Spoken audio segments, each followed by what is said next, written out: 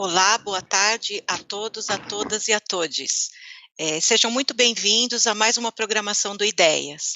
Ideias é uma ação do SESC São Paulo que promove encontros virtuais em variados campos do conhecimento para incentivo do debate e a reflexão de temas atuais da sociedade. Os encontros ocorrem sempre às 16 horas neste canal do YouTube. Eu me chamo Kátia, sou assistente da Gerência de Saúde e Odontologia do SESC São Paulo, tenho 55 anos, possuo uns cabelos loiros escuros na altura dos ombros, estou vestindo uma blusa rosa claro com umas estampas em folhagens, né? E atrás de mim há uma parede de madeira. Tá? Estou aqui para apresentar a nossa atividade de hoje, que é o último dos 4 encontros mensais programados dentro do projeto Contato, e que tem como proposta esse projeto debater questões ligadas à saúde sexual, incluindo as ISTs e AIDS. O tema de hoje é 40 anos de AIDS, o que fizemos e o que falta fazer? Apesar de todos os progressos ao longo dessas 4 décadas, das conquistas nos tratamentos e métodos de prevenção, na qualidade de vida das pessoas vivendo com HIV, ainda hoje o estigma e o preconceito dificultam os debates e o controle da doença. Mais do que nunca, entendemos como se deu a construção social muito além da biologia da doença, é fundamental para compreendermos as causas que tornam algumas populações mais vulneráveis do que outras, e assim podemos atuar com políticas públicas, ações educativas e empoderamento das populações no enfrentamento do HIV e AIDS. Para nos ajudar nessas reflexões, hoje teremos aqui Beto Volpi, 59 anos, contraiu o vírus em 1989 aos 28 anos, publicou o livro Morte e Vida Positiva. Bem-vindo, Beto. Temos também Ingrid Caroline, mais conhecida como Gugan Taylor, tem 26 anos, estuda psicologia e trabalha com marketing social e como assistente em consultórios virtuais de psicologia. Ingrid é soropositiva para HIV através de transmissão vertical. Bem-vinda, Gugan. Temos também o Marcos Blumenfeld, técnico do Programa Municipal de IST/AIDS da cidade de São Paulo, é coordenador de articulação da gestão municipal com a sociedade civil. Marcos desenvolve um trabalho sério e reconhecido por todas as ONGs e ativistas que trabalham em São Paulo. Bem-vindo, Marcos. E na mediação desse encontro teremos a Roseli Tardelli, jornalista, criadora da Agência de Notícias AIDS do Brasil e da Agência SIDA em Moçambique, e fundadora do projeto social Lá em Casa. Bem-vinda, Roseli. Gostaria ainda de agradecer a importante presença dos tradutores em Libra, Lilian Camargo e Marlisa Pata, tornando este momento mais inclusivo, e do estenotipista Wellington Dutra. Gostaria também de falar que o público está convidado a fazer perguntas por meio da caixa de comentários. Elas serão repassadas à mediadora e poderão ser respondidas de acordo com a disponibilidade de tempo. Então, agora nós vamos para os finalmente aqui e falar do bate-papo. Passo a palavra para a Roseli.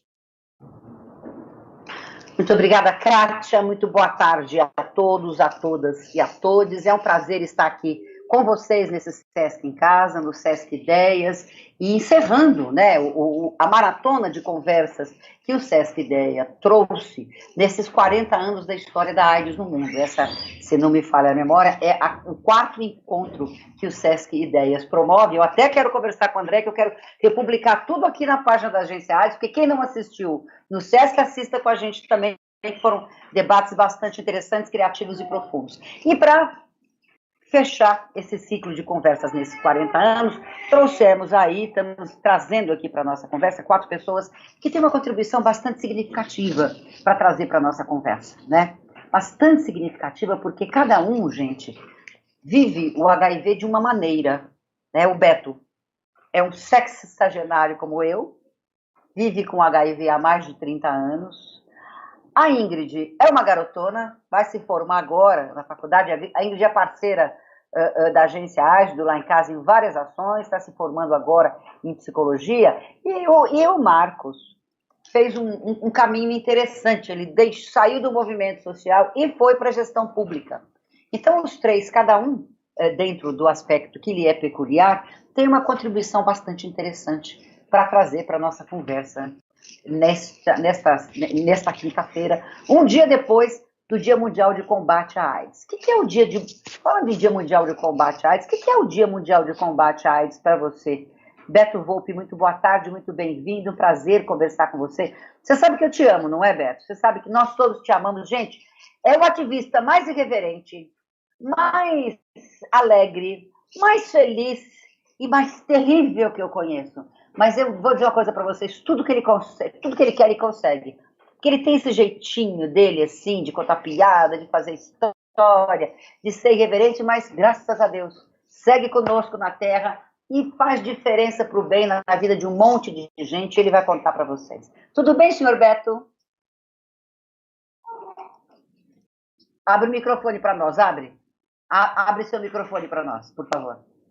Manda bala. Boa tarde a todo mundo, boa tarde, Roseli. Eu sei que você me ama, sei que você me odeia. Nossa relação é assim, sempre será. Né?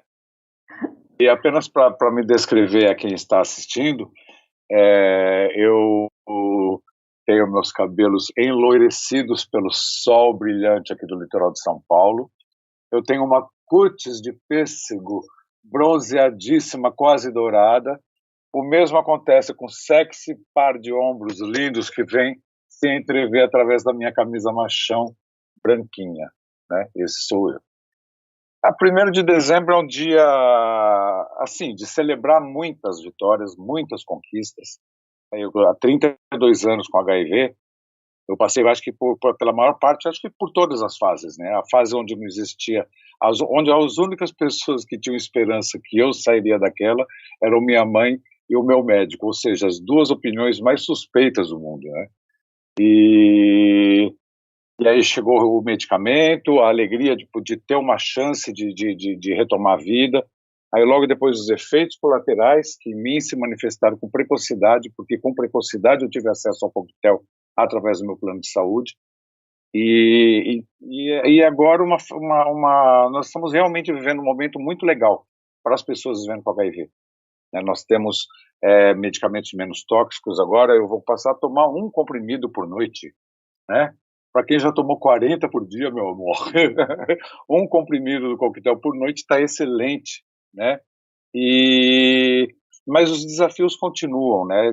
Tem o Brasil estacionou o número de casos num patamar muito alto, isso já faz muito tempo. E aí fala-se, os jovens são irresponsáveis. Meu bem, você já foi numa noite de flashback? Vai no cantinho do cigarro e vê o tipo de papo que você escuta de quarentões, cinquentões, sessentões. Hoje em dia as pessoas não estão com muito senso de responsabilidade consigo mesmas. Eu pergunto em palestras, quem aqui dirige? Quase todo mundo levanta a mão. Quantas pessoas se deixaram de matar porque vocês se preocuparam com ela e buzinaram, brincaram, desviaram? Todo mundo, aqui tem muita bicicleta aqui no litoral. Isso o pessoal está assim no asfalto, meu bem. No lençol de cetim é uma festa, né? Vamos combinar. Então, há motivos para se comemorar muitas coisas nesse 1º de dezembro. Inclusive a assinatura do Acordo de Paris ontem em São Paulo foi absolutamente sensacional isso, mas há muito com o que se preocupar. A AIDS ficou, assim como todas as outras doenças, foram relegadas a segundo plano por conta da epidemia de Covid. Então, e aí a gente sabe como que são alguns secretários de saúde, né? Aproveitou uma chance, ninguém falou do assunto, ele desmonta, né? Se não dá ibope, se não dá voto, ele desmonta aquele serviço ou reduz bastante. Então, é bastante preocupante. Só um dadozinho, a minha cidade dobrou o número de casos do ano passado para esse. 95 para 182. Então, a gente tem que tomar muito cuidado, porque qualquer baixa de guarda pode representar um dano, às vezes, irreversível. Sem dúvida, vamos falar um pouquinho sobre isso também nessa nossa conversa, Beto. O que será que aconteceu com São Vicente, que o número de casos aumentou tanto? Eu quis primeiro te apresentar, para agora me descrever um pouco. Eu não tive nada a ver com esse aumento de casos, hein, pelo amor de Deus. Sou inocente. Claro, eu não estava... Até porque nós vamos trazer o conceito do I igual a I. Indetectável é igual intransmissível. Para a gente estar conversando um pouquinho também sobre isso. Eu estou indetectável há 8 anos, meu amor. 8 anos com vírus indetectável, com uma imunidade maravilhosa. Significa que ele tem aderência ao tratamento. Vamos falar disso também aqui na nossa live. Eu quis que ele se apresentasse primeiro, mas eu sou castanha, eu também tenho a cutis. eu diria que preservada, com bastante água, que eu tenho tomado muita água. Aprendi a tomar mais sol com o Beto, viu, Kátia, viu, nossos internautas.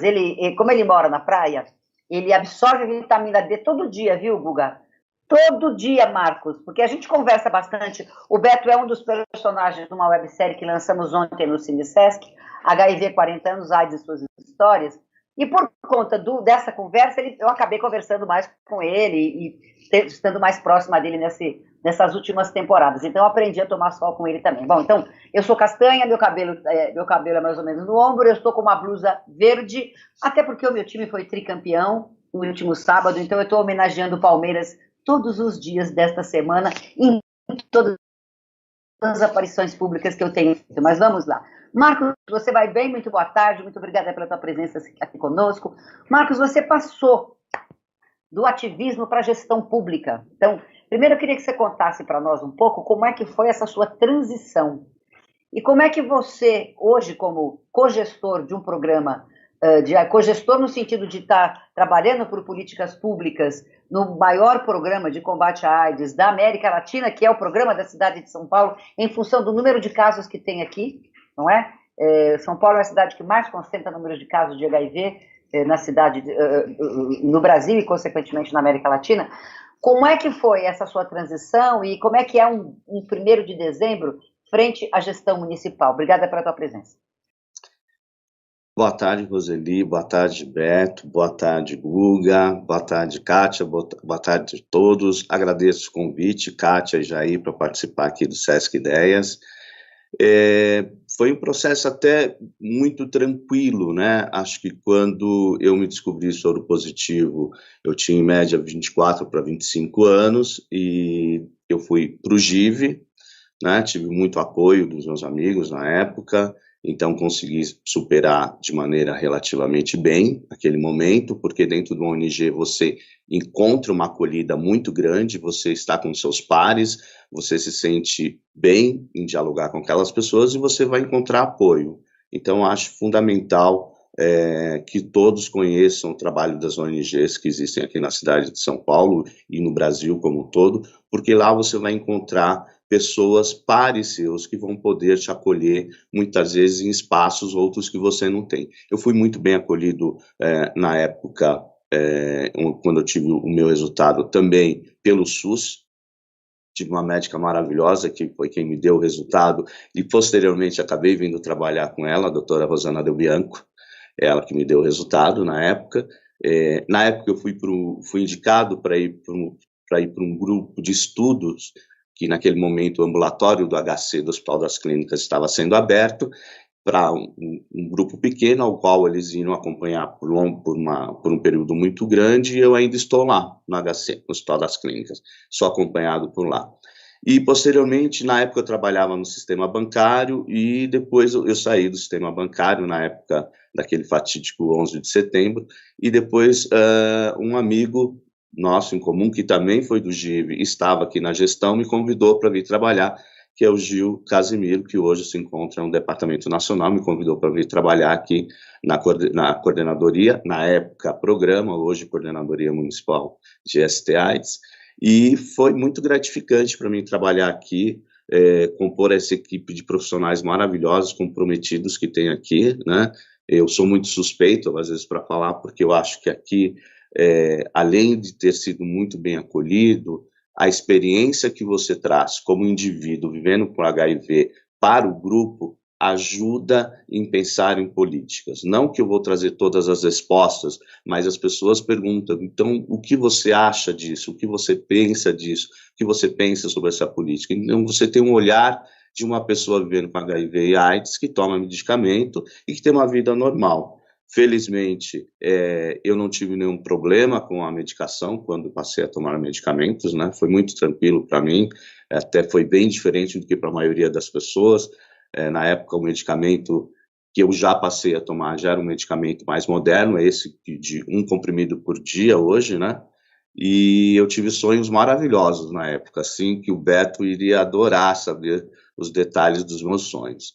Mas foram muito bons e eu acho que o dia 1º de dezembro, dia de ontem, acho que a semana como um todo, né, onde a gente aqui na coordenadoria de ST-AIDS, a gente fica um pouco atribulado com muitas atividades, mas acho que é um dia muito importante para você levar uma mensagem para toda a população que muitas vezes não está envolvida no dia a dia com as questões de HIV e AIDS, mas que deveriam, porque todas as pessoas que têm práticas sexuais, né, ativas, precisam ser sabedores dessas informações e, com essas informações, tomarem decisões mais importantes com relação às suas práticas. De que maneira que eu vou me prevenir ao HIV e às ISTs, né? Hoje a gente tem um arsenal que nós não tínhamos antes, e eu acho que a gente vai ter oportunidade de dialogar sobre isso. A gente não só tem preservativo, a gente tem outras componentes da prevenção combinada, e eu acho que é importante o dia 1º para a gente lembrar e para fazer com que toda a população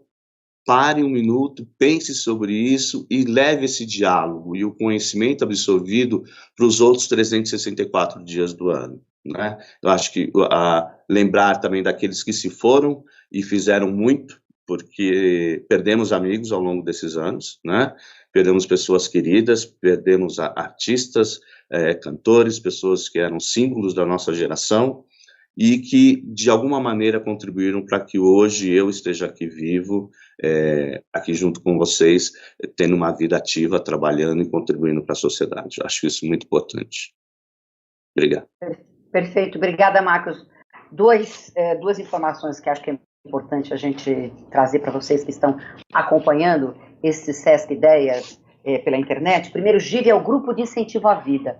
O Grupo de Incentivo à Vida é uma ONG que existe aqui em São Paulo, basicamente fundada, organizada, administrada só por pessoas que vivem com HIV e AIDS, aqui na Vila Mariana. E uma outra informação, o Beto Wolff iniciou a fala dele falando que o secretário Jean Goldenstein esteve ontem no nosso evento lá no Cine Sesc, acompanhando o lançamento da nossa websérie, e o Beto mencionou o Acordo de Paris, que o secretário assinou. E aí eu quero contar para vocês que a Declaração de Paris tem a intenção de ampliar políticas públicas do Estado com o objetivo de zerar as novas infecções por HIV e as mortes devido às complicações da AIDS até o ano 2030. O documento é uma iniciativa coliderada pelo UNAIDS. O UNAIDS é o programa da ONU que trabalha com HIV e AIDS. O documento estipula ainda metas que são diagnosticar 95% da população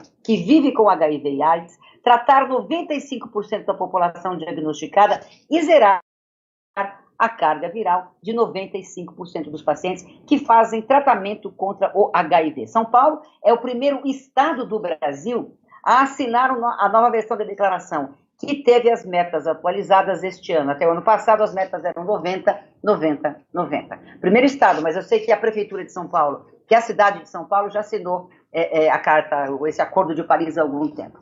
E também trazendo aqui para conversar conosco a Guga. Guga, acho que desde que assumiu sua soropositividade publicamente, mudou, né, a sua forma de lidar com o 1º de dezembro. Como é que foi o teu 1º de dezembro ontem, Guga? Bem-vinda, querida. Tudo bem? Olá, boa tarde a todas, todos e todes. Bom, 1º de dezembro é um dia super importante, né? Um dia de conscientização, né? Embora seja 1º de dezembro, a nossa luta ela é diária, né? Não é somente no dia 1º de dezembro que a gente luta, né? Todos os dias. Mas eu acho que o 1º de dezembro é um dia de reflexão, né? Sobre os que já foram, o que estão presentes hoje e os que ainda, né, continuam aí resistindo, né, porque não é fácil viver com HIV, mas sigamos na luta. Ontem eu estava presente lá com a galera da Gilead, né, um evento maravilhoso que a gente estava fazendo um pouco mais de conscientização, e o 1º de dezembro hoje é mais tranquilo, né? Alguns tempo atrás, o 1º de dezembro era aquele dia que eu não queria ouvir falar, até porque o meu diagnóstico clínico foi de uma forma totalmente difícil, né? Eu fui banida de fazer as aulas de educação física no ensino fundamental por ter HIV, e eu não entendia naquele tempo, tinha 14 anos, hoje eu tenho 26, eu não entendi o que era o HIV, muito menos o que era a contaminação, e muito pior, porque eu estava sendo barrada de fazer uma aula de educação física, né?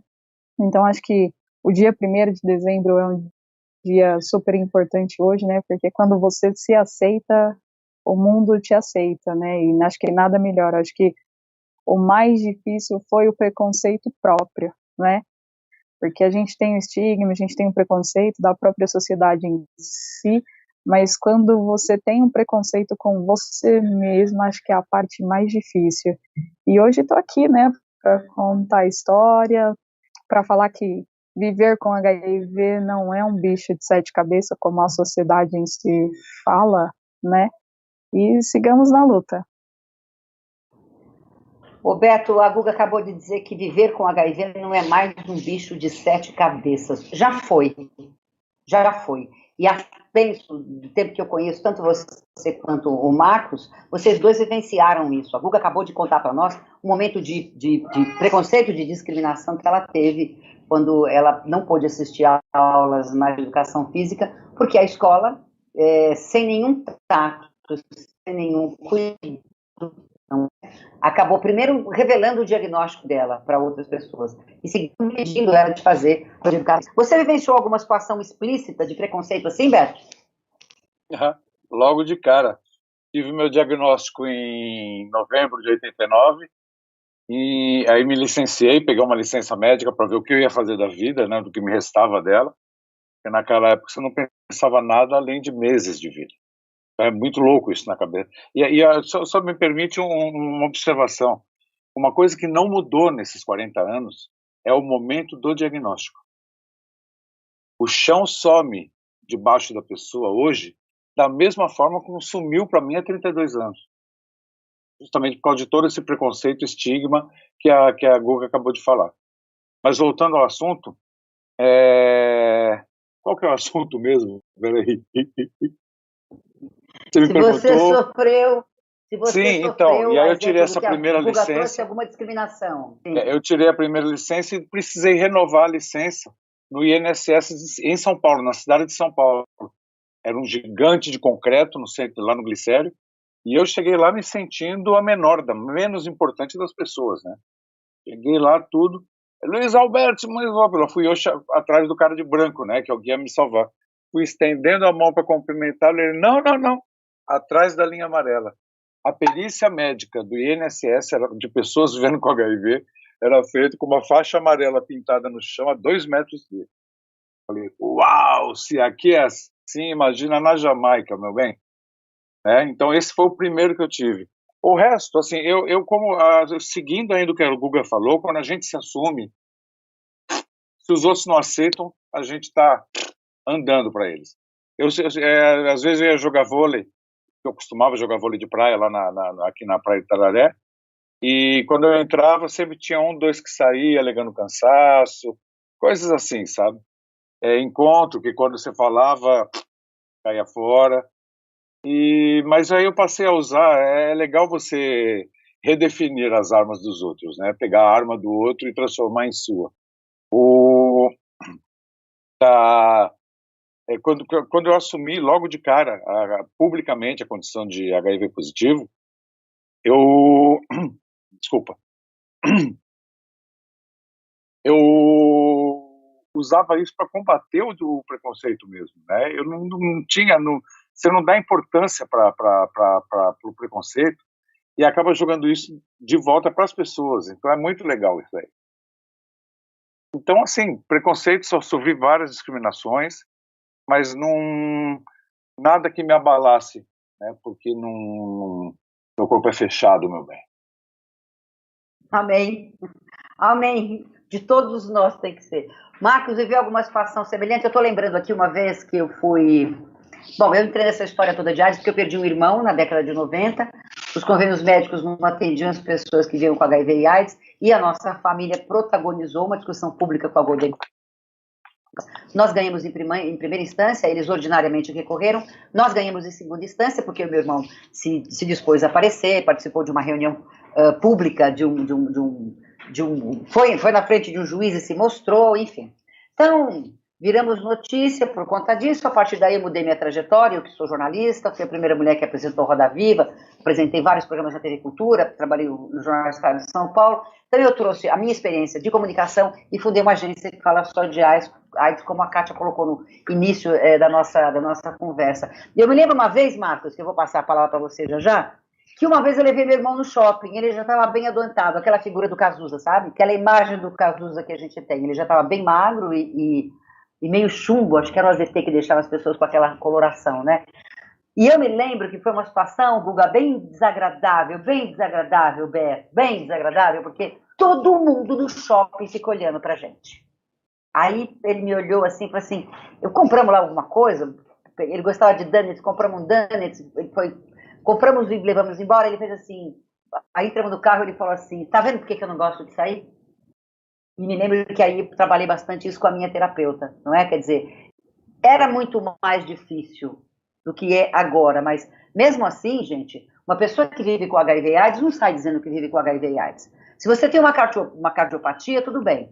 Se você é diabético, se você tem diabetes, muito que bem. Se você tem algum problema de reumatismo, muito que bem. Mas a pessoa não diz que vive com HIV e AIDS porque tem um julgamento, não é? E eu te pergunto, Marcos, primeiro, se você sofreu algum tipo de discriminação assim, e segundo, o que a cidade de São Paulo, como eu informei aqui o nosso pessoal, é a cidade que mais casos de HIV tem em São Paulo, pela concentração da cidade, tem feito para que as pessoas vivendo tenham mais acolhimento no serviço público e, consequentemente, tenham mais capacidade de adesão e empoderamento para enfrentar esse momento tão complexo que ainda é a sua revelação do diagnóstico para você mesmo, né, Beto? Para você mesmo, né, Guga? Guga não teve isso porque não recebeu o diagnóstico de um teste, mas depois ela vai contar para a gente como é que foi que ela descobriu que ela tinha HIV pela transmissão vertical. O que a cidade tem feito nesse sentido? Existem capacitações para os profissionais, Beto? Existe algum tipo de busca ativa dos pacientes? Como é que a gente está respondendo isso quase 40 anos depois?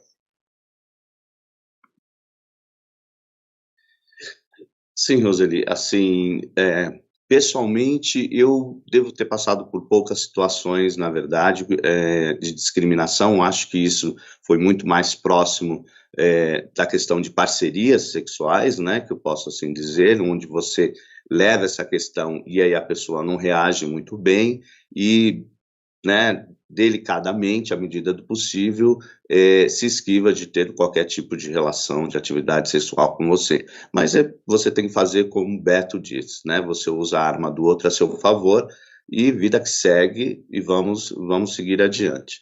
E isso que você disse é verdade, né? A gente não sai dizendo a todo momento, olha, sou uma pessoa vivendo com HIV e AIDS, como numa roda de conversa, comumente você diria sobre diabetes, hipertensão, problema cardíaco, enfim. Eu acho que isso está muito dentro do campo do círculo que você convive e da necessidade de você fazer essa revelação ou não, né? Eu acho que depende muito do ambiente que você se encontra. Eu acho que isso diz muito, né? O município de São Paulo, aqui na coordenadoria de ST, a gente tem várias ações. Só para te ter uma noção, no ano passado nós tivemos 400 horas aulas e treinamento para profissionais de saúde, desde médico até recepção. Para as pessoas de recepção propriamente dito, nós fazemos 3 encontros anuais.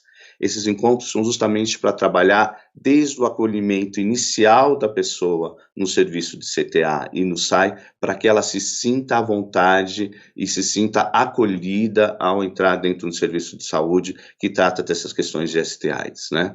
Isso é muito importante porque você trabalha a pessoa que está na recepção, você trabalha, as pessoas que trabalham, os terceirizados também são convidados a participar, desde o segurança, desde a pessoa que faz a limpeza, porque a gente sabe que essas pessoas também compõem o serviço de saúde, embora sejam terceirizados, também são convidados a participar dos encontros de recepção.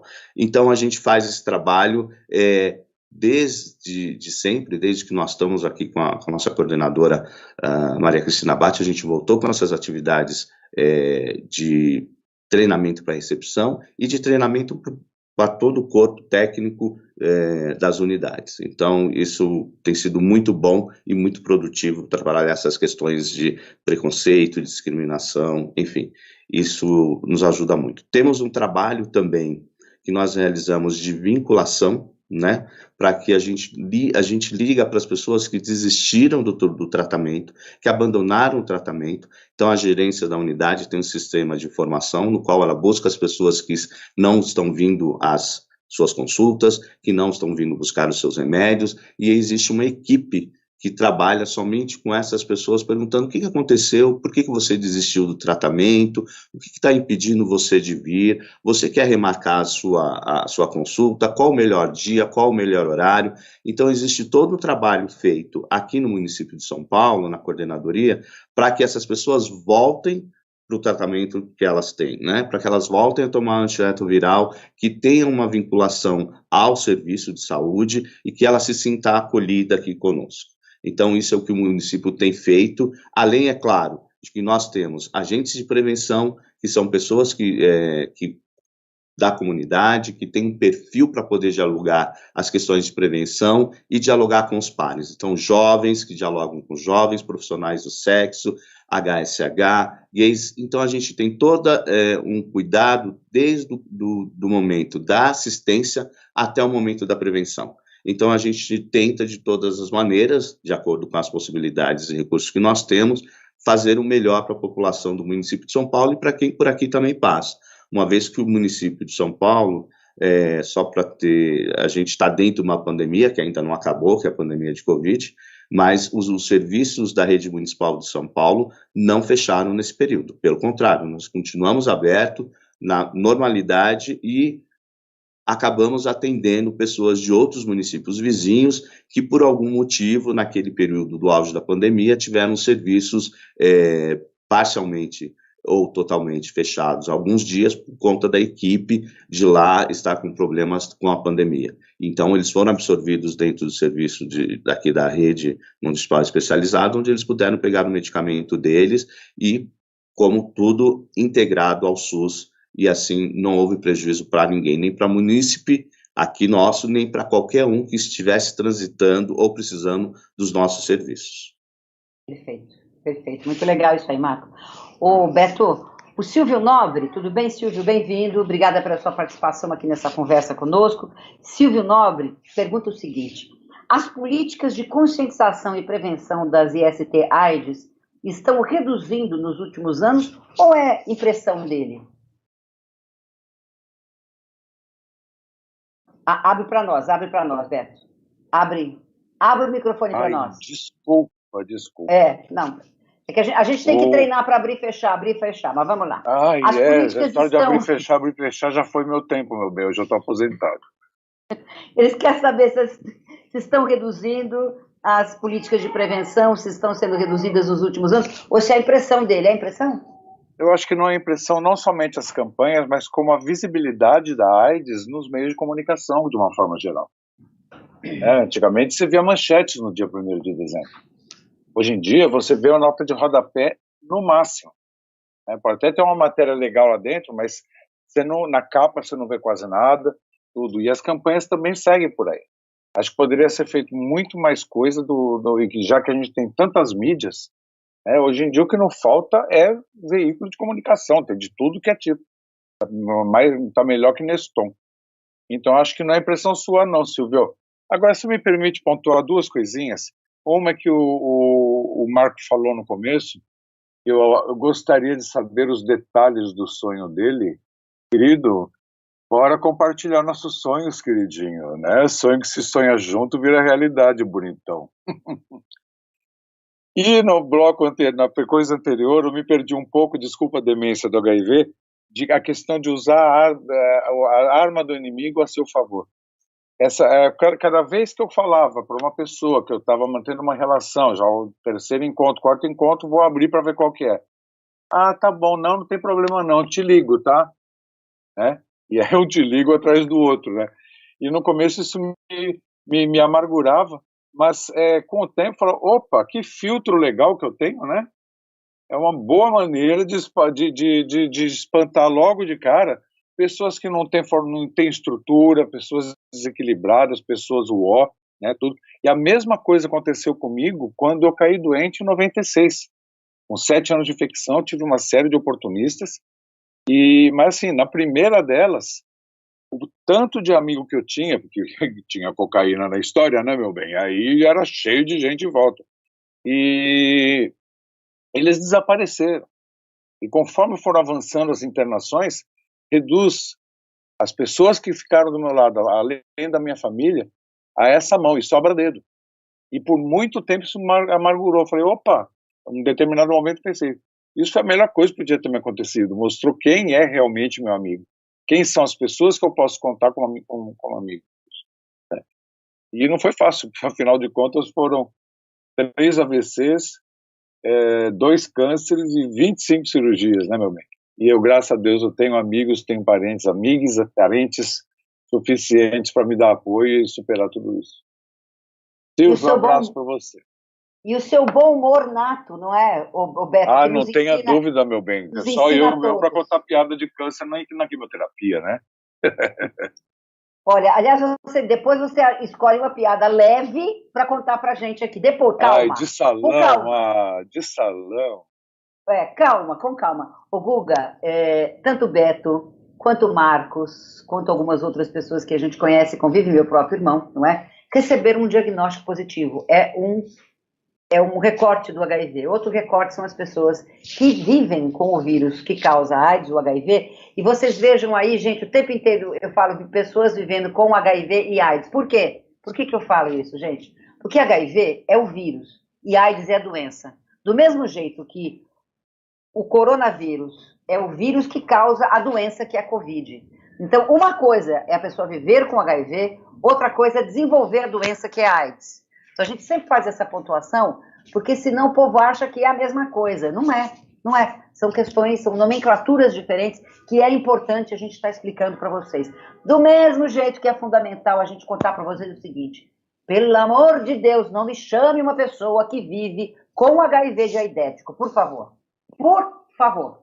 Isso foi a mídia que meteu lá no ar, em manchete, tá certo? Em determinado momento, acho que algum colega achou que cabia aquilo, colocou lá como manchete. Foi sendo reproduzido isso, foi sendo reproduzido. A pessoa não é um vetor de vírus, a pessoa vive com o vírus.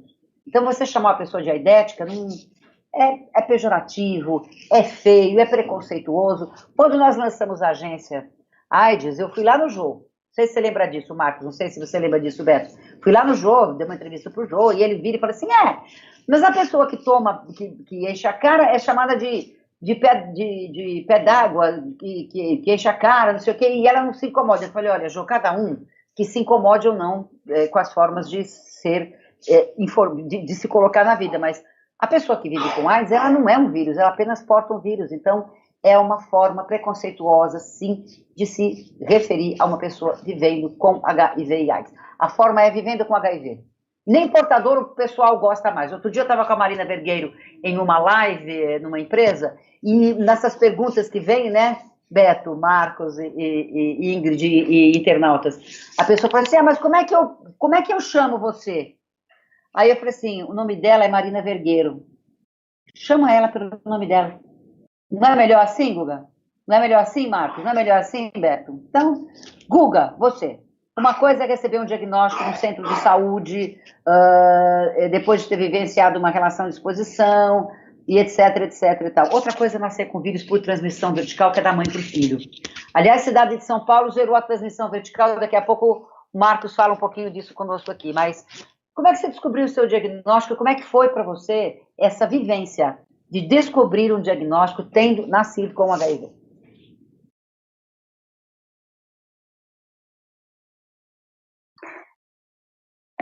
É importante ressaltar isso que você trouxe, né, Roseli, da questão de não chamar uma pessoa vivendo com HIV diaidético, até porque, né, a gente não se apresenta falando, olha, eu sou a Guga HIV. Não, muito pelo contrário, eu sou a Guga, ou Ingrid, indiferente, sou ativista, sou militante, né, e as pessoas, querendo ou não, o HIV em si, ele acaba sendo um vírus social, né, e descobri o meu diagnóstico lá atrás, cara, eu estava no boom da adolescência, descobrindo a sexualidade em si, e aí receber um diagnóstico desse foi um baque, né, porque eu não entendia que era HIV, muito pelo contrário, não foi nem o diagnóstico de HIV que eu tive, né, você não pode fazer as aulas de educação física porque você tem AIDS, vai cair, vai se cortar e vai contaminar outras pessoas. Peraí, o que é AIDS? O que é o HIV? Eu demorei anos para descobrir, eu só fui descobrir, na verdade, o que era o HIV, a diferença entre o HIV e a AIDS, no próprio ativismo, na própria militância, quando eu entendi que eu não era o HIV, né, porque é um silenciamento, e eu cresci silenciada, querendo ou não, dos meus 14 anos até cerca de 20 anos, eu fiquei silenciada, não tinha com quem conversar, aqueles famosos amigos, né, que estavam ali do seu lado, todo mundo se afastou, então o único meio que eu tinha era o quê? Viver com os amigos na rua, fumando maconha, então assim, eu acho que receber um diagnóstico quando você não tem, primeiro que não cabe a um profissional da educação dar um diagnóstico clínico, né? Vamos parar para pensar sobre isso. E segundo, que 14 anos, cara, se eu não tivesse ali um apoio da minha família, alguém que pudesse pegar na minha mão e falar assim, olha, tem tratamento, existe uma medicação que você vai tomar, talvez eu não estaria aqui hoje. E passar por isso foi importante, mas foi difícil, foi dolorido. Hoje, falar de HIV é super tranquilo, mas há um tempo atrás, ouvir a palavra HIV era literalmente revoltante. Eu já ia querer xingar, não quero falar com você, não sei o que. Qual foi a pista que você teve de que você tinha HIV, Guga? Como é que foi esse momento aí? Esse momento foi quando a professora estava jogando lá futebol, na aula de educação física, ela chegou e falou assim, olha, você não vai mais fazer HIV, fazer as aulas, porque você tem HIV e vai contaminar as outras pessoas. A minha família não tinha um preparo sobre isso, eu não tinha um preparo sobre isso, e a escola muito menos um preparo sobre isso, né? Tanto que eu até acabei mudando de escola, fui para outra escola, por falta de acesso mesmo à educação sobre HIV, né, e depois desse período eu cresci, foi onde eu reencontrei a doutora Marinella, né, e aí lá pela associação da doutora Marinella eu consegui a bolsa para entrar na faculdade, né, hoje estou me formando agora no mês de dezembro em psicologia, 5 anos depois.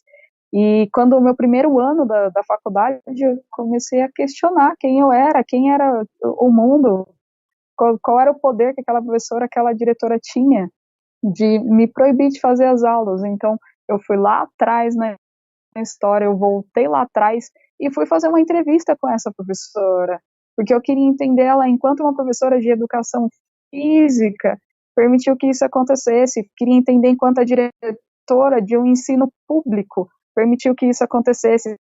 Se isso aconteceu comigo, isso estava acontecendo com outras pessoas. E ainda está acontecendo.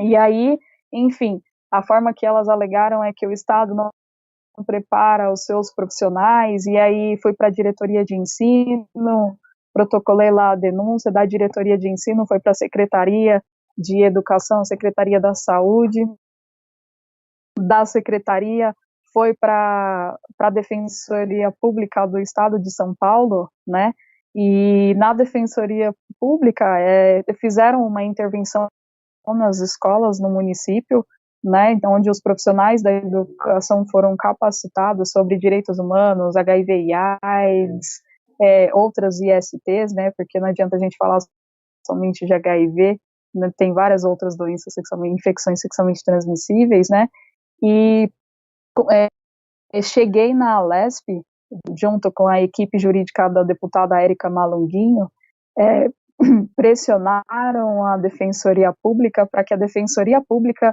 desse entrada ao processo na Secretaria de Justiça. E aí, na Secretaria de Justiça, foi onde chegou na pandemia, né, a pandemia de Covid, e esse processo estava lá, e aí, de repente, o processo foi arquivado. O Estado ainda não deu um parecer do porquê foi arquivado o processo, e até então, antes estava, se fosse constatado que tanto a professora de educação física quanto a diretora da escola violou o código de servidor público, eles iam receber uma multa, e essa multa seria cerca de R$127 mil, um dinheiro da qual ia sair para o Estado, e ia para o próprio Estado, enfim.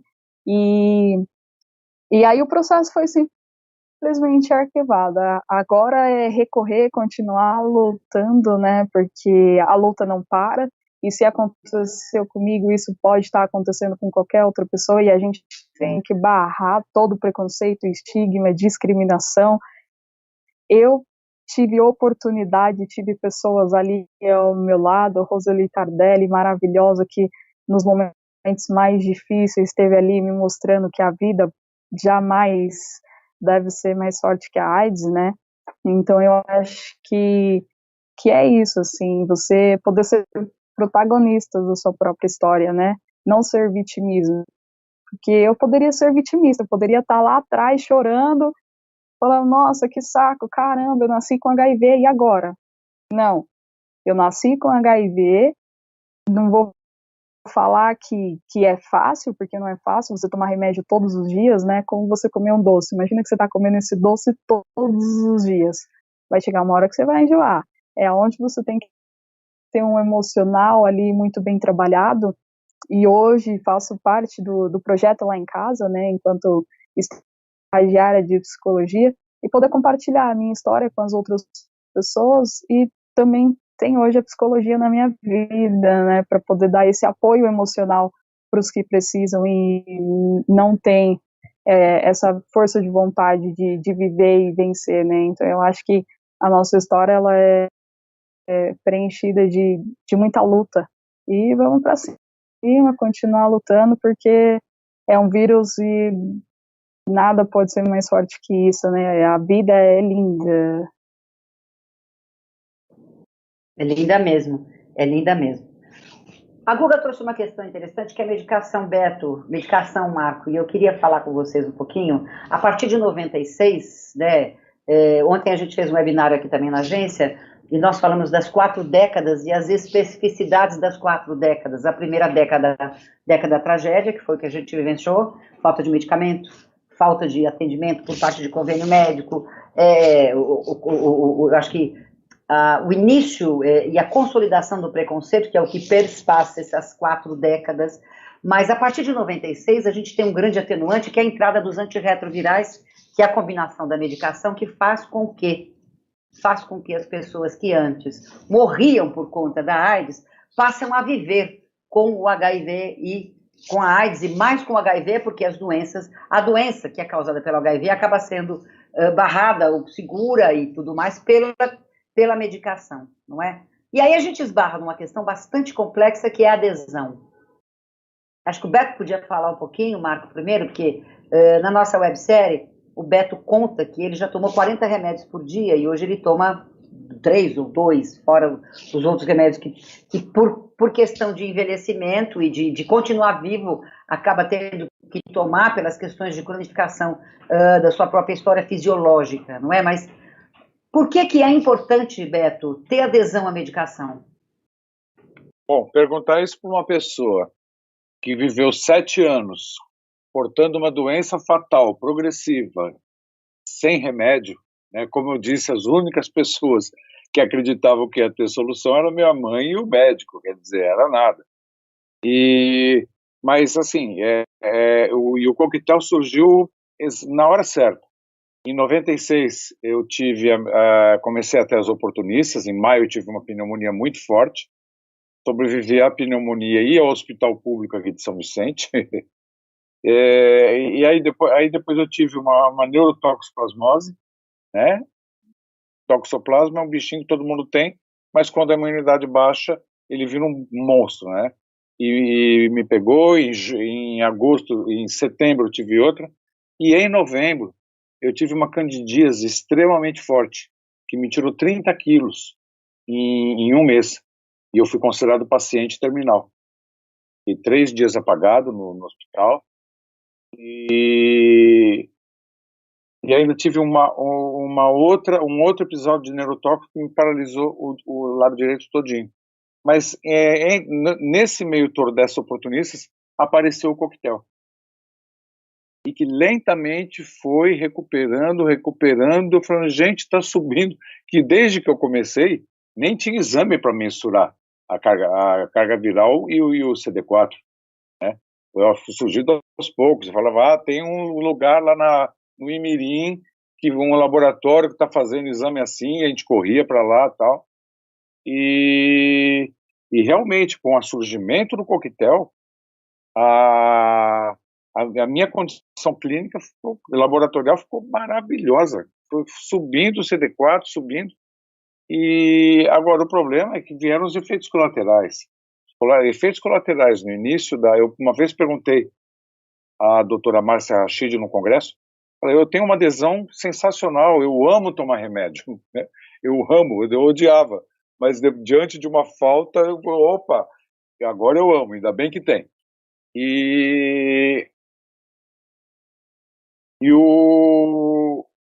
Por que é que eu desenvolvo tanta resistência aos medicamentos? Eu tenho que trocar sempre.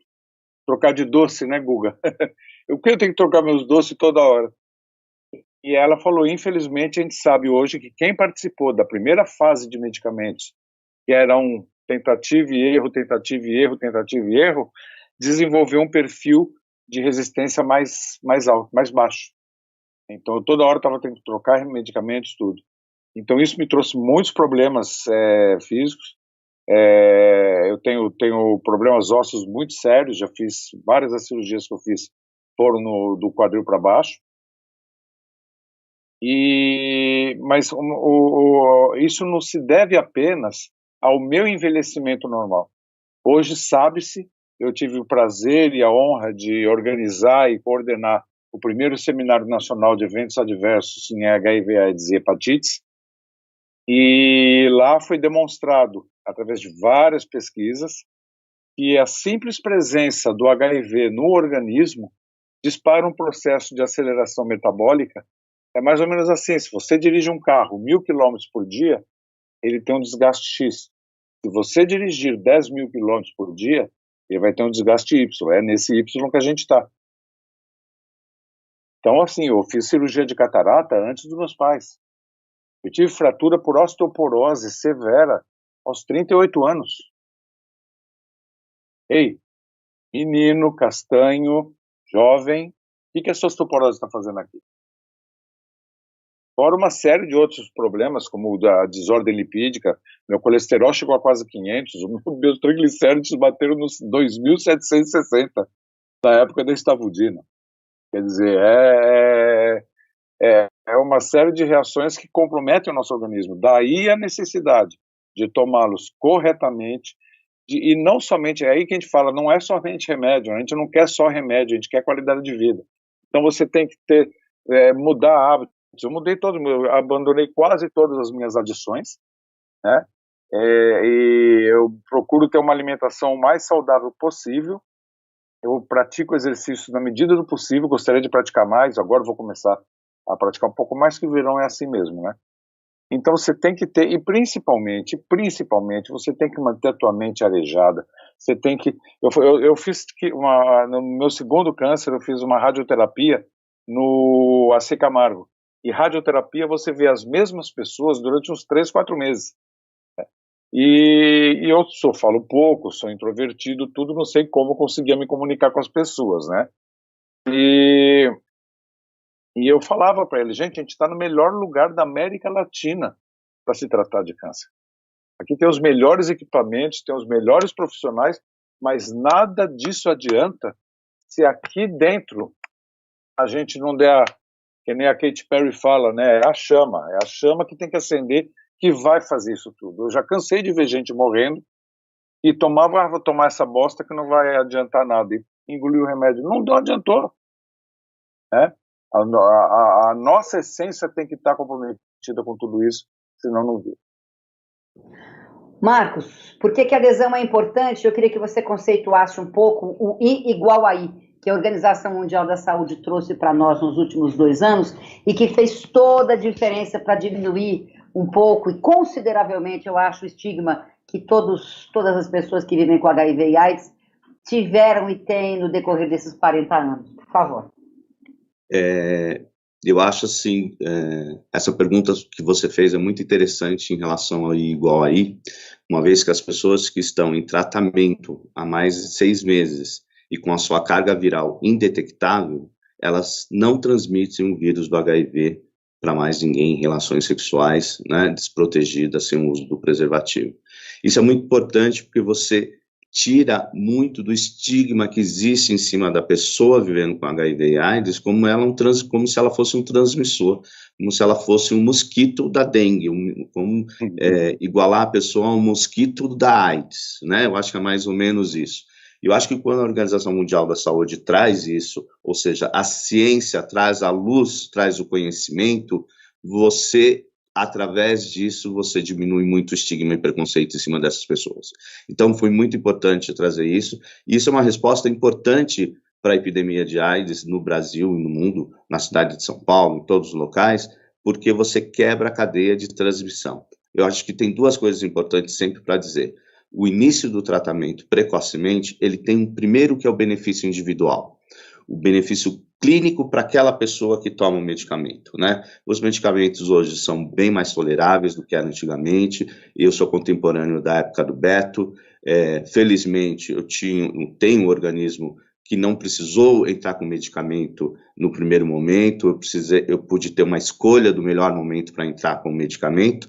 E já entrei com o medicamento que é o 3 em 1, né? Na época, na verdade, eram 2 comprimidos, mas hoje ele já está composto em 3 em 1, então eu passei 15 dias olhando para o frasco de medicamento e falando para ele, olha, eu vou olhar para você esses 15 dias, no dia 1º/7 eu começo a tomar você vai fazer bem para mim, você vai ser uma vitamina.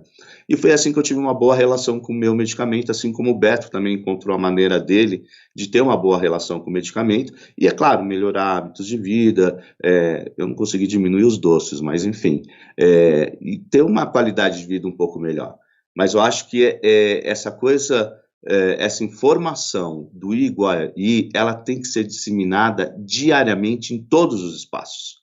Porque só assim você vai diminuir o estigma e preconceito em cima das pessoas vivendo com HIV. Seja por um simples contato esportivo, seja por um contato afetivo, um contato sexual. As pessoas tendo essa informação, elas vão tratar isso com muita mais naturalidade. Eu acho que assim, a gente acaba levando essa informação, mas acho que essa informação não tem que estar somente em nós, pessoas vivendo com HIV e AIDS. Essa informação tem que estar com todas as pessoas. Porque você não acaba com o racismo somente quando as pessoas negras e pardas falam sobre racismo, é como todos falam, toda a população. E o HIV é a mesma coisa. Você não vai acabar com estigma e preconceito com relação às pessoas vivendo com HIV e AIDS se todas as pessoas da sociedade não estiverem dialogando sobre isso, não tiverem essa informação e não levarem essa informação com conteúdo, com diálogo, né? Não a informação só por si, nu e crua, I igual a I. Bom, o que é I igual a I? É conversar como nós estamos fazendo agora, né? É dialogar o que isso significa, né, para todos. E assim, ter uma sociedade mais equânime, mais justa e uma sociedade em que tenha a empatia com o próximo.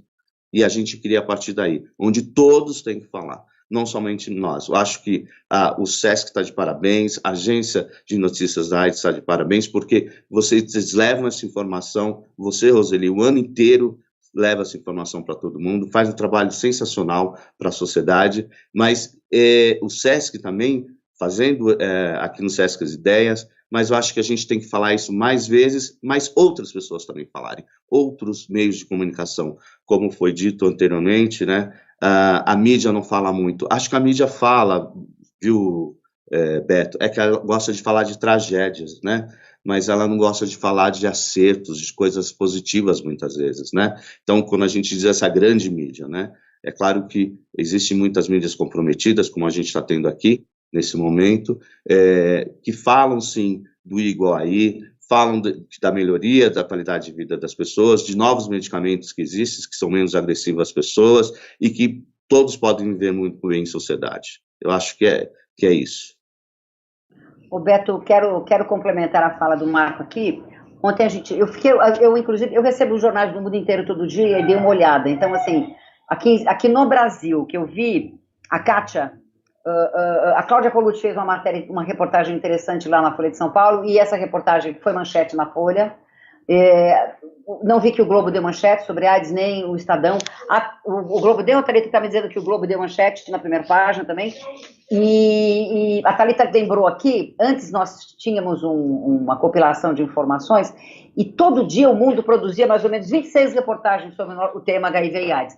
A questão é que nem sempre falam o que a gente gostaria que eles falassem. Tem isso também. Mas nós precisamos ganhar a pauta, né? Então a gente tem que ganhar a pauta com ações e situações mais propositivas para sair da tragédia, para entrarmos no século XXI, deixa eu só terminar, para entrarmos no século XXI trazendo conceitos novos, o I igual a I, trazendo conceito de vida, trazendo conceito de mais ações onde o preconceito não seja a tônica da nossa conversa. Acho que esse é o nosso grande salto quando a gente fala de século XXI e de informações. E a Thalita Martins me lembrou também que os sites, quase todos os sites deram bastante reportagem sobre a questão que nos une.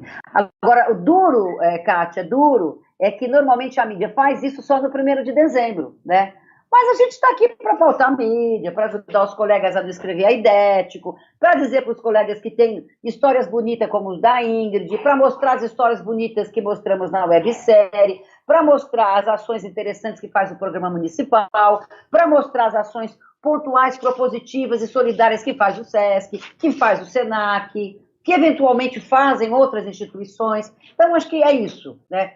Acho que talvez o nosso grande salto nesta... Você vai falar, você se acalme, criatura, você se acalme. Acho que o nosso grande salto no século XXI, o grande salto que a gente tem que dar quando a gente fala do tema, é a gente ganhar a pauta, gente, para ações que tragam essa vida que vocês estão transmitindo para nós nessa live. Não é, Beto? Essa é a jogada. É isso aí.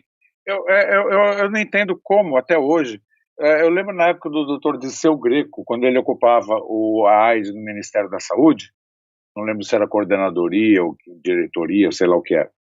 Existia estava em estado avançado a negociação com os núcleos de teledramaturgia, a inserção desses termos nas novelas, porque a mídia, o que o brasileiro gosta é de novela, né? E foi possível mensurar a importância disso quando o Norton Nascimento fez um papel de uma pessoa que necessitava de um transplante, né? E esse tema foi tratado com profundidade naquela novela. O número de doadores, doadores cadastrados multiplicou. Foi uma coisa espantosa o crescimento que teve. Então, por que não inserir? O que a gente mais vê nessas novelas é a gente trepando. O que custa colocar uma camisinha no criado mudo? Não precisa ter um discurso, nós vamos usar camisinha, né, amor? É para nossa segurança. Não, nada disso. Mas inserir isso de uma forma até poética, uma forma artística, né? A questão da prevenção, a questão do respeito, tudo isso, né? Eu gostaria que esses entendimentos com os núcleos de teledramaturgia voltassem. Isso seria um ganho violento em várias questões que permeiam o universo da AIDS. E, Marcão, não consegui esquecer o seu sonho até agora. Estou curiosíssimo. Daqui a pouco ele fala do sonho dele. O Beto, a Daiane Cristina Pinheiro diz que o preconceito é falta de informação. O Rubens Conceição, para a Kátia, pela apresentação desse projeto no SESC HIV, o contato e o SESC fazendo essa parceria com a sociedade civil e falando sobre a questão do HIV. O Leandro Noronha da Fonseca dá parabéns ao SESC pelo evento. Manda um beijo para você, Beto. O Felipe Couto, salve Felipe. O Felipe apresentou aqui conosco nossa mostra de arte, Mais Arte Menos AIDS, uma mostra que juntou, que teve apoio do SESC e que reuniu 12 artistas vivendo com HIV e AIDS no último sábado. Transmissão pelo Catraca Livre também, foi muito legal. Felipe Couto diz que gostaria que o Marcos falasse um pouco sobre os principais avanços e retrocessos dos últimos 10 anos e os desafios para os próximos 10 anos nas políticas públicas. Só um pouquinho, Marcos, só para concluir. O Chamarçal está dizendo que os efeitos dos antirretrovirais, lembrando que ainda existem, e tem mais gente aqui, peraí.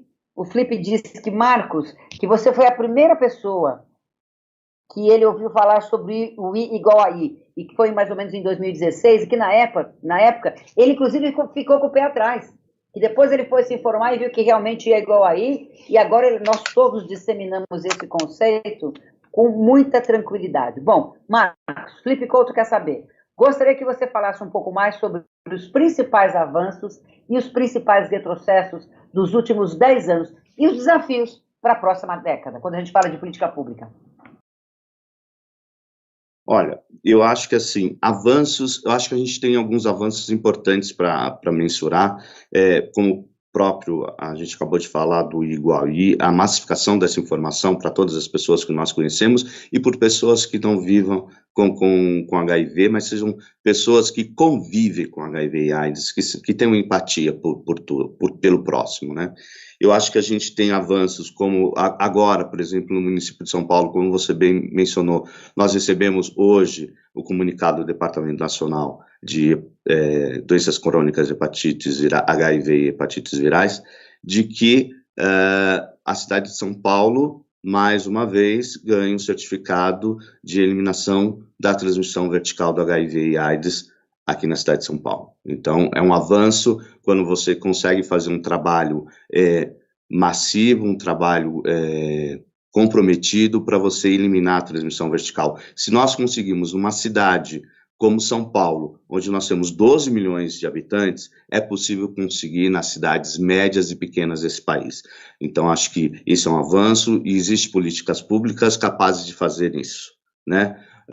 A gente também tem outros avanços nas ciências e eu acho que isso é o que a gente mais espera. Eu tinha comentado isso anteriormente em outro espaço. Existem novos medicamentos que não estão ainda disponíveis no Brasil, né? Quando a gente fala, por exemplo, da PrEP, que é uma profilaxia, né? É uma profilaxia, terapia pré-exposição de risco. Isso é a PrEP, né? Um medicamento que a pessoa toma todos os dias, o homem a partir do 8º dia, a mulher a partir do 22º dia, pode ter relações sexuais desprotegidas que não irá se contaminar com o vírus do HIV e AIDS.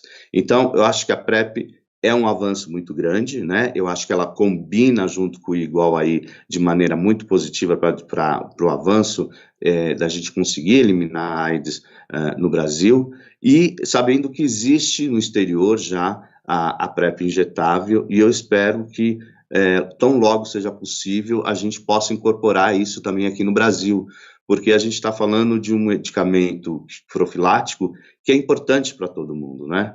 Imagina que é difícil para uma pessoa que divide a sua privacidade na sua casa com outras pessoas, ter que explicar que tem a PrEP, o que é aquele medicamento, né? Ela invade um pouco a privacidade dela, né? Enquanto que se ela tiver uma PrEP injetável, ela pode muito bem ir a cada 2 meses no serviço de saúde público, tomou um medicamento injetável, ninguém vai saber que ela tomou, ela não tem a privacidade dela, tendo que ser comunicada para outros membros da família, que talvez ela não tenha interesse naquele momento.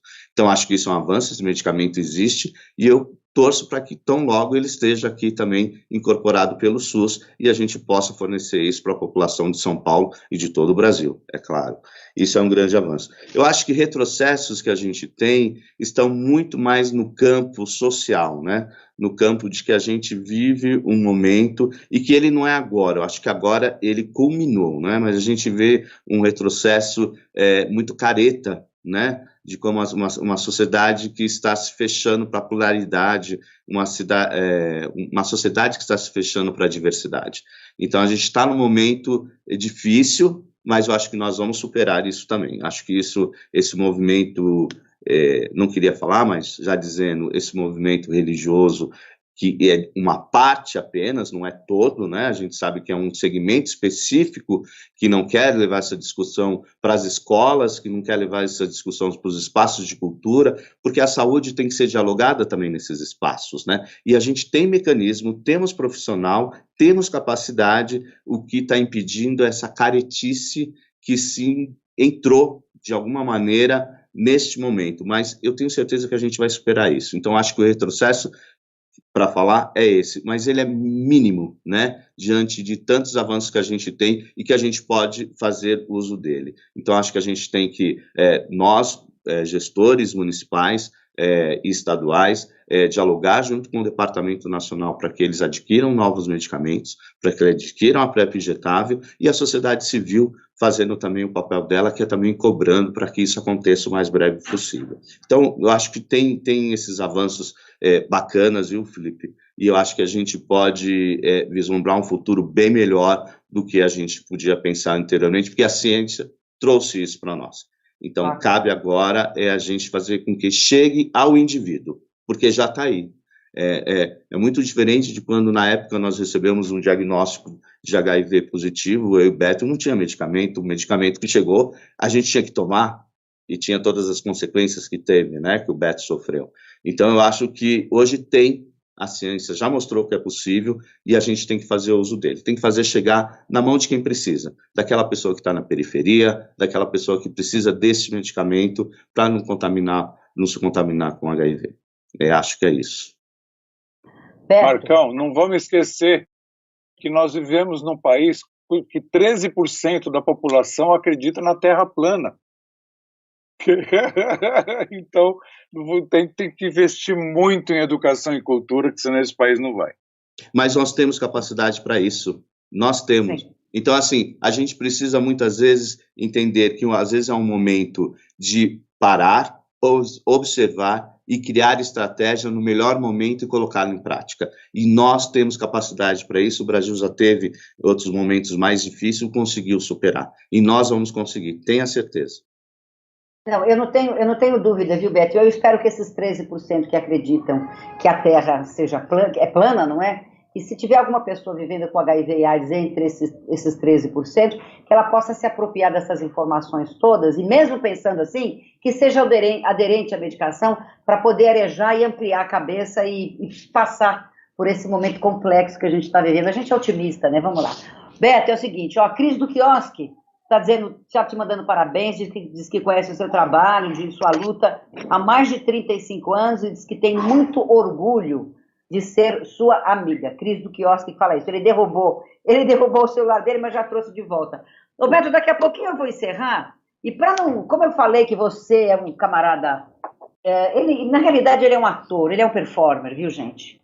Ele é um performer, além de ele ser uma pessoa vivendo maravilhosa, como a gente está vendo aqui na nossa live, ele é um ator, então vou te dar 4 minutinhos para você contar uma piada elegante. Elegante! O que é isso? É sua máscara? Estou colocando a máscara. Aí? Você sabe que quem tem Covid é covidético? Sei, é covidético, sei. Então vamos lá. Depois eu quero falar de Covid um pouquinho com vocês, mas uma piadinha 4 minutinhos é mais que o suficiente. Então vai lá, para eu contar a minha situação na minha primeira quimioterapia na Santa Casa de Santos. Eu estava com o meu cabelo por aqui, não estava no meu melhor humor, estava chateado. Uma sala ocupada por várias pessoas espetadas, ninguém conversando com ninguém, né? Que alta complexidade é assim, você pega uma revista, olha através dela e só viaja no seu cada um no seu pesadelo, né? Vai ver a neta crescer, vai perder o emprego, tudo. Aí chegou a enfermeira com antídoto, chegou cheia de tubo, falou: oi, seu Luiz, e aí, o senhor vai cortar o cabelo quando?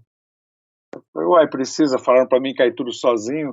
O cara do lado, ai, desculpa, eu não quis dizer isso, seu Luiz, por favor, desculpa. Não, tudo bem, vamos embora. E puxei o papo com o cara do lado. Não vou ficar nesse ambiente depressivo, mas nem a pau, né? E do papo para a piada foi uma coisa automática. E através da piada, aquele cara dali já dá risada, entra na turma. Eu terminei minha primeira sessão de químio na Santa Casa de Santos contando piadas horríveis de câncer. Primeiramente, Cris, um beijo para você, meu amor. Amo muito você, Elisa. E força, tamo junto. E piadas horríveis de câncer, né? Por exemplo, a amiga que reencontra a outra depois de muito tempo, né? Falou: menina, você tá um espetáculo. Perdeu aqueles quilinhos a mais, tá enxutinha. E esse cabelinho curtinho, super fashion, tá fazendo o quê? Quimioterapia. Ai, jura? Na USP ou na PUC? E a outra que vai me levar para algum lugar horroroso, depois que eu desencarnar daqui, que é de autoria própria. Qual é a música tema do Câncer de Mama? A melô da mastectomia parcial. Era um peito só, cheio de promessa, era só. E mulheres mastectomizadas do meu lado se urinando de dar risada. Eu te juro por Deus, chegou uma enfermeira por trás de mim e falou: seu Luiz, o senhor não devia contar piadas assim para esse tipo de gente. Eu falei: meu amor, o tipo de gente, que tipo de gente? A única diferença entre a gente é a cor da roupa. Né? Qualquer hora você pode estar do lado de cá. E lembro que no começo da tarde tinha uma doença oprimindo todo mundo. Agora está todo mundo tirando um barato na cara dela. Muda tudo. Aí começou minha jornada na oncologia. Esse é o Beto. Ele chegou, aí virava esse é o Beto, então. Este é o Beto Volpi. Então ele teve os 4 minutos de piada dele para a gente poder... Peraí, só concluindo, Roseli. para concluir, sei. E é muito desproporcional o número de mulheres em tratamento para o número de homens. Né? Então eu falei para minha mãe, na minha última sessão, vou trazer uma abraçada de rosas para essa mulherada. Chuta que dia caiu, meu bem. 8 de março de 2004. Foi um chororô naquele bloco F. Né? Eu entreguei uma flor para uma senhora que mora no Vale do Ribeira, uma mulher que pegava 3 conduções para fazer um tratamento que ela daria tudo para não fazer. Ela devia ter uns 70 anos, mas aparentava ter uns 90, bem envelhecida e tal. Conforme eu entreguei a flor para ela, o olho dela encheu de lágrima. Ela falou: a primeira flor que eu recebo na minha vida, filha. Aí eu chorei, todo mundo em volta. E tudo começou com humor, né? Se você dá uma oportunidade para você ver além da doença, superar o medo, que muitas vezes é o medo que mata mais do que a própria doença. Né?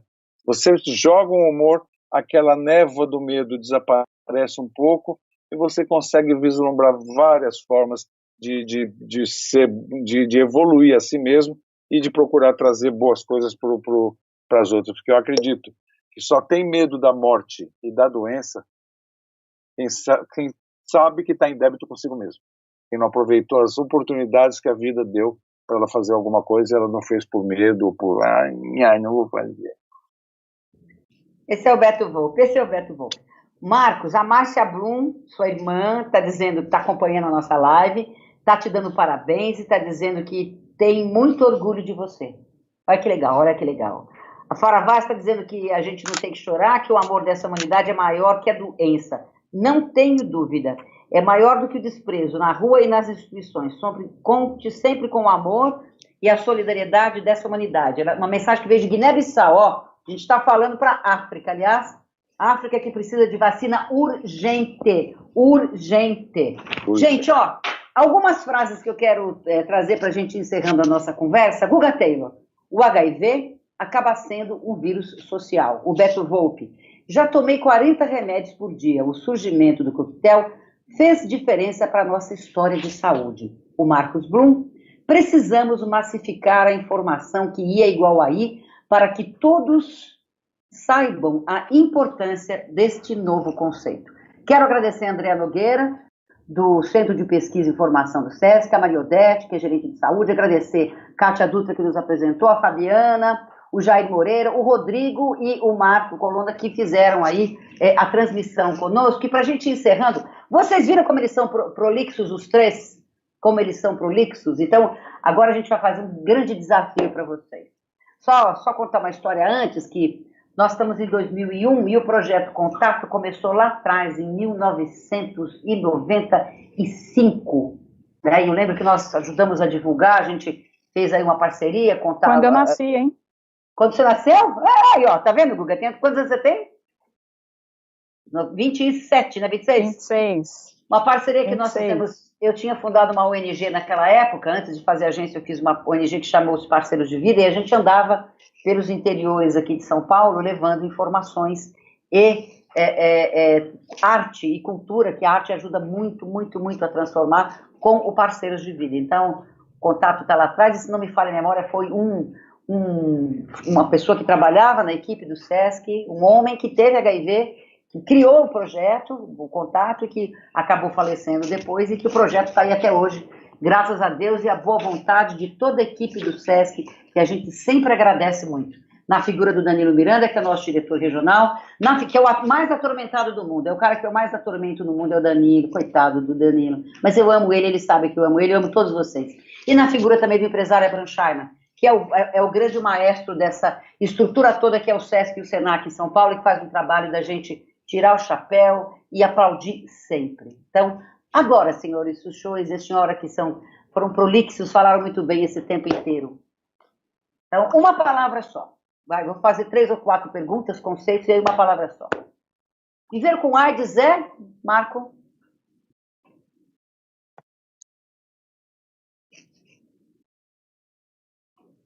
Viver com AIDS é, Marco? Desafiador. Viver com AIDS é, Beto? Gratificante. Viver com AIDS é, Ingrid? Resistência. Uma pandemia dentro de outra pandemia é o que, Beto Volpi? Pode falar palavrão? Não. Então vai ficar difícil definir essa situação. Uma pandemia dentro de outra pandemia é o que, Beto? Uma pandemia de uma palavra? É Freud. Uma pandemia dentro de outra pandemia é o que, Marco? Unir esforços para vencer. Uma pandemia dentro de outra palavra. Uma pandemia dentro de outra pandemia é o que, Ingrid? Freud explica.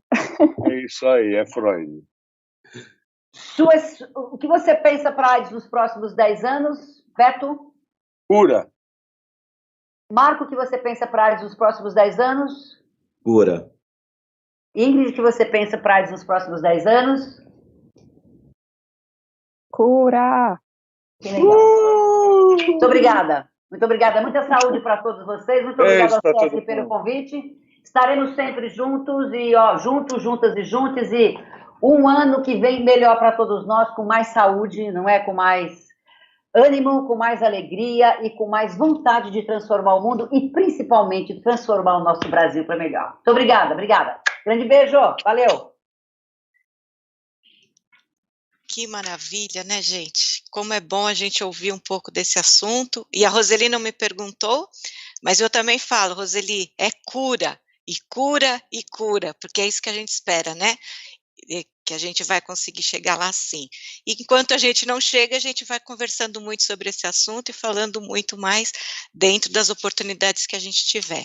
Queria agradecer agora a importante contribuição do Beto, da Guga, da Roseli, do Marcos, né? Além de toda a equipe do Centro de Pesquisa e Formação do SESC e a participação de todos e todas que estiveram aqui conosco durante essa live.